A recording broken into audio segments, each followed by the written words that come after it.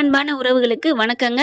சிந்து சீறி பாயிர சிந்துன்னு சொல்லலாங்க. சிந்து நதி புயல் அடிச்சு வந்தா எப்படி வரும் அந்த மாதிரி தான் அப்படியே நிக்குது பாருங்க. அப்படியே காளி காளி வந்து நிக்கிற மாதிரி அவங்க இறங்கி வந்து, ஹே என்ன என்ன பண்ற, ஒரு ஆளு நீ எங்களை வந்து அடிச்சிருவியா? ஆனா சிந்து என்ன பண்றாங்க, நான் ஒரு ஆளுடா, என் கையில இருக்க 10 விரலும் 10 பேருக்கு சமாங்கிற மாதிரி மண் அள்ளி அப்படியே மண்ணு 50 பேர் மண்ணு கண்ணுலையும் தூவ ஐயோ அம்மாங்கிறாங்க. அதுக்கப்புறமும் சும்மா விடலங்க, சீறி பாயுதுங்க. என் டாக்டரோட ஏன் டாக்டரோட அக்காவை நீ தூக்கிடு, தங்கச்சியை தூக்கிட்டு போயிருவியா என்ன அப்படின்ட்டு அட்டி வச்சு நச்சு எடுக்குதுங்க. அந்த பொண்ணுகிட்டயும் ஒரு கம்ப தூக்கி கொடுத்து அடிக்க சொல்லியிருந்திருக்கலாம். ஆனா ஃபுல் கிரெடிட்டும் சிந்துவுக்கே சேருதுங்க. ஆட்டி நொங்கி எடுத்துருது. ஐயோ அம்மா, ஐயோ அம்மா, ஓ அவ்வளவு பேர் நடுங்க. அட்டி துவம்சம் பண்ணி, உங்களை நான் சும்மா விட மாட்டேன்டா, போலீஸ் ஸ்டேஷன்ல ஒப்படைக்கல, ஐயோ இல்ல ஆளை விடு அப்படின்ட்டு வண்டியை கூட எடுக்கலங்க. ஓடுறாங்களா, கரெக்டா எல்லாரும் வராங்களா, வந்தோடனே என்னடா எங்கடா வந்த அப்படின்னு சொல்ல, என்ன அதுக்குள்ள இவங்க வந்துட்டாங்க, என்ன வந்துட்டாங்கன்னா வரமாட்டாங்களா, அங்க கோயிலுக்கு போயிருது என் மச்சானும் என் அத்தையும் தான், மத்தவங்க எல்லாம் இருக்கிறாங்களா, பார்த்தா வந்துடுறாரு சிவாவும் வந்துடுறாங்களா. சிவாவும் அப்பா எல்லாம் வந்த கையோட பார்த்தா, ஏண்டா பாவிங்களா என்னடா நினைச்சிட்டு இருக்கீங்க. அதுக்குள்ள ஆறுமுகமும் அன்னபூர்ணியும் வந்துடுறாங்க. சாமி சும்மா கைவிடல, எல்லாரையும் பிடிச்சு துவம்சம் பண்ணிடுறாங்க. போலீஸையும் வர வைக்கிறாங்க. வந்தவங்க என்ன பண்றாங்க, போலீஸ்காரங்க அட்டி நச்சு எடுக்கிறாங்க. ஏண்டா இப்படிதான் இருப்பீங்களாடா, ஒரு பொண்ணு இப்படிலாம் பண்ணுவீங்களாடா, அதெல்லாம் ஒண்ணு இல்லையே, என்ன அதெல்லாம் ஒண்ணு இல்லையே அப்படிங்கல. அன்னபூர்ணி பாக்குது, இவங்க எல்லாம் தப்பு பண்ணிட்டு ஜெயிலுக்கு போயிருக்காங்க, அப்புறம் ஏன் வெளியில வராங்க, ஏன் சார் அப்படிங்கல. இல்ல இவங்க எல்லாம் என்ன சொல்றது, சட்டத்துல 1000 ஓட்டை இருக்கு, அதுல நுழைஞ்சு வந்துடுறாங்க, நீங்க பயப்படாதீங்க மேடம், இங்க பாருங்க, இப்ப நாங்க தெளிவா எழுதி கொடுக்குறோம், வீட்டுக்குள்ள இருக்க வீடு தேடி வீடு பூந்து என் பொண்ணை கடத்த பார்த்திருக்காங்க, இதை நாங்க ஆதாரத்தோட, டேய் சிவா வீடியோ எடு அப்படிங்கிறாங்க. வீடியோ எடுக்கிறாங்களா, இங்க பாருங்க என் பொண்ணை கடத்திட்டு பாத்துருக்காங்க, என் மருமக சிந்து காப்பாத்திருக்கா.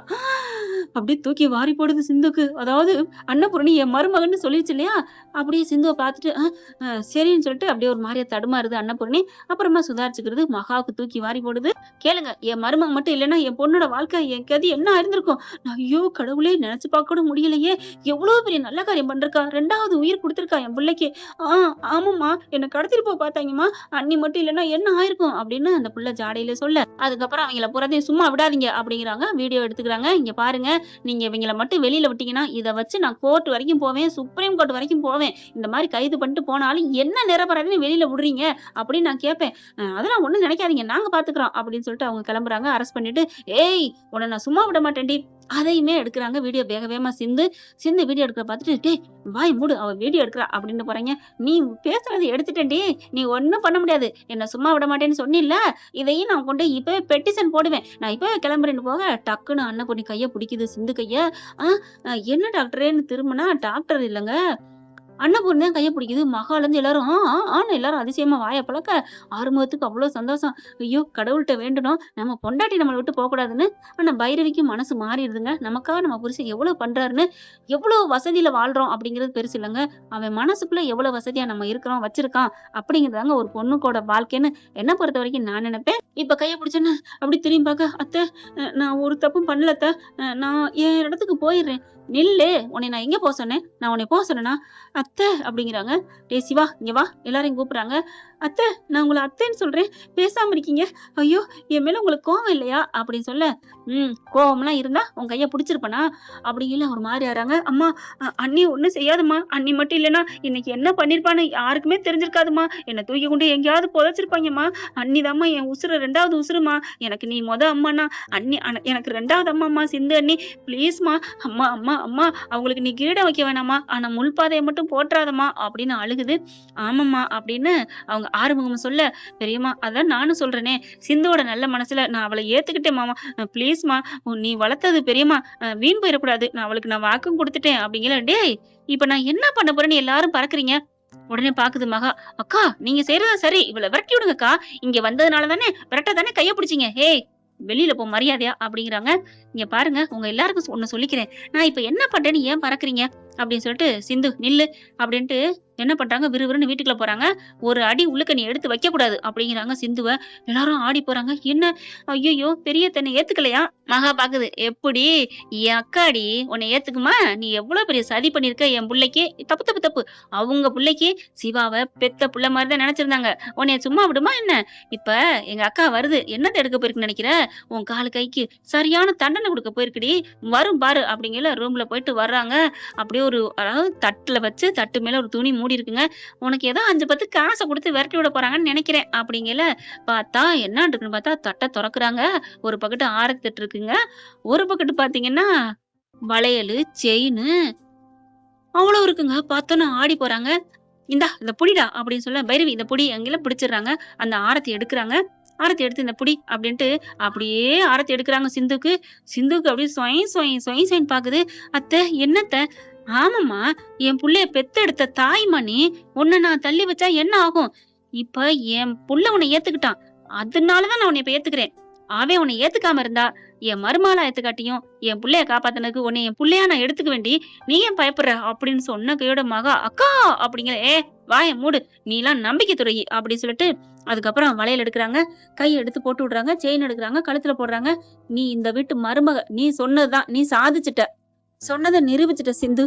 உண்மையிலே உன் நல்ல மனசு உனக்கு நல்ல மனசா இருக்கறனால தான் நான் புரிஞ்சுக்குவேன். உன்னை ஏத்துக்குவேன். நீ சபதம் விட்டுருக்கேன்னு எனக்கு இப்ப புரியுது சிந்து.